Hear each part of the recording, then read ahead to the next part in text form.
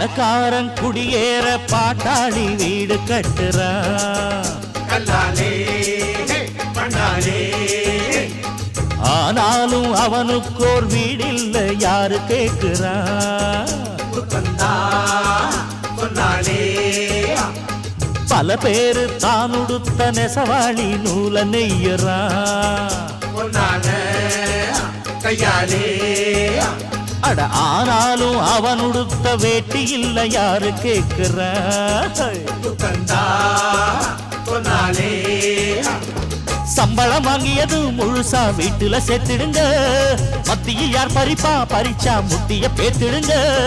அஞ்சாம தொழில செஞ்சா நம்ம யாராச்சும் அசப்பானா? ஒன்னாக இரு